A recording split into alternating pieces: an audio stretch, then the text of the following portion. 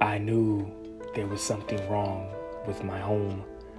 My daughter's cat, Mittens, was staring at my bedroom wall the night we moved in. Mittens' eyes were lanterns glowing in the dark. She probably had x-ray vision detecting the movements behind the wall. In the beginning, my wife and I thought it was the house expanding during wintertime. We had central heating, and after turning it on, the house began to breathe. But little did we know, it was something else making the noise at night.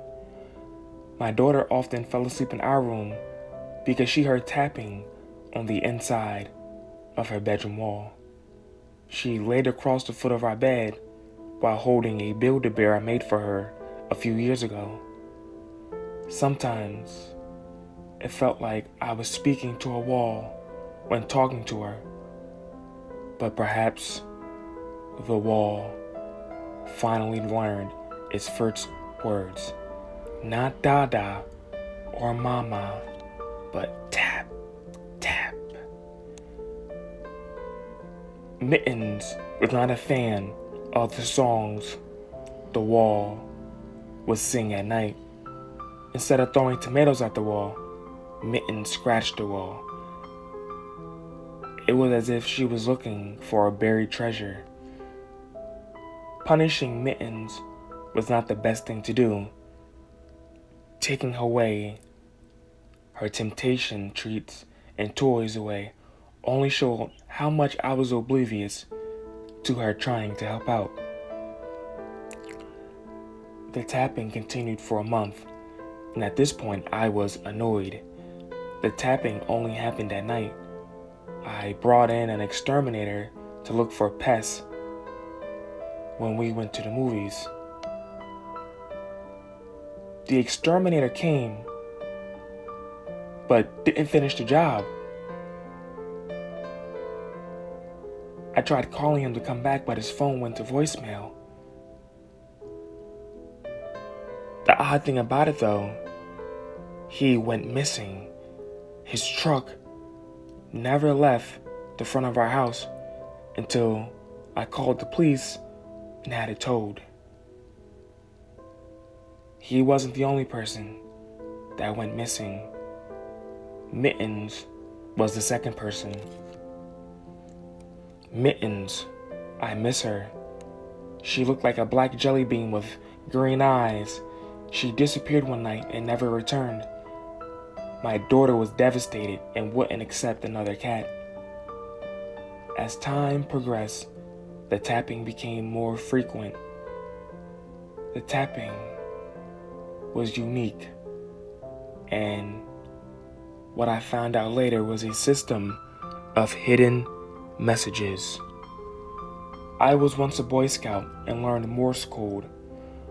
Morse code allows for messages to be sent through telecommunication without using words. It's been such a long time I used Morse code that I forgot what it meant. I researched a YouTube video and learned a decent amount over the weekend. Saturday night,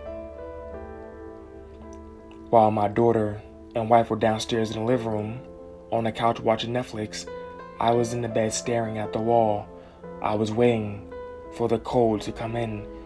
When they finally did, I had pen and paper to write down the message. The tapping began.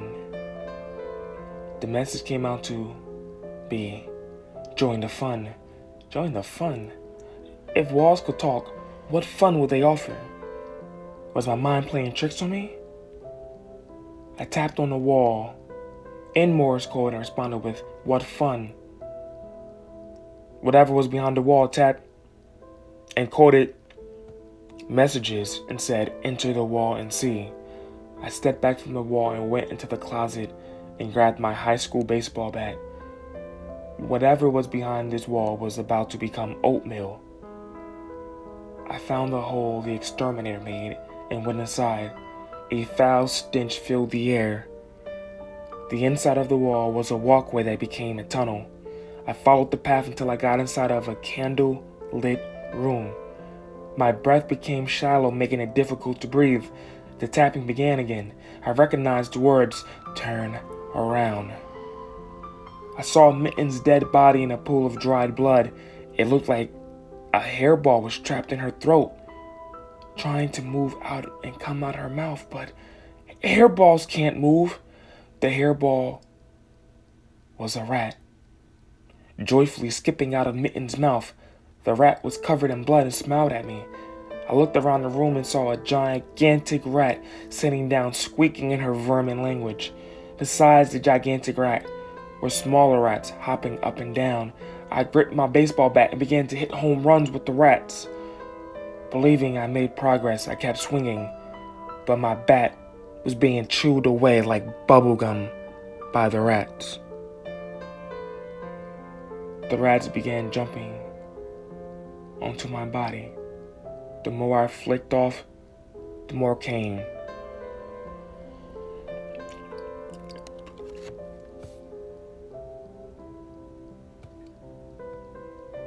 As the rats began to scavenge for my eyes, I saw the exterminator's uniform and multiple skeletons laying around on the floor. As the terror continued, the last Morse code I heard was, "Guess who can't rat us out anymore."